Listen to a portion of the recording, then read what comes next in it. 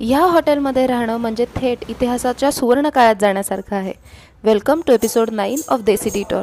आमच्या road trip जर्नीवर आम्ही आता येऊन पोचलो आहोत ताज लेक पॅलेस उदयपूर इथे. लेक पिचोलाच्या मध्यभागी असणारा हा राजवाडा पाण्यावर तरंगतं की काय क्षणभर असंच वाटतं. 300 वर्ष जुन्या राजवाड्यात राहणं म्हणजे नवलच. आमचं वेलकम मात्र राजेशाही थाटात झालं. औक्षण, सुगंधी फुलं, गायन, वादन, जणू काही आपणही त्याच राजघराण्याचा एक भाग आहोत असं वाटलं.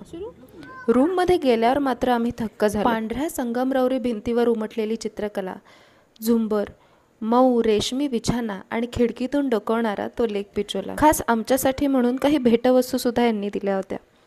सगळं बघून खूप छान वाटलं. मन अगदी प्रसन्न झालं.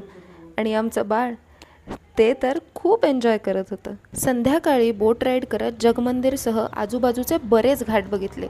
थंड वारा, स्वच्छ पाणी, सर्वत्र राजेशाही थाट आणि पाण्यात उभ्या असलेल्या ऐतिहासिक इमारती, सगळं बघून मन अगदी भारावून गेलं. मग रात्री खास आमच्यासाठी राजस्थानी मैफिल अरेंज केली होती.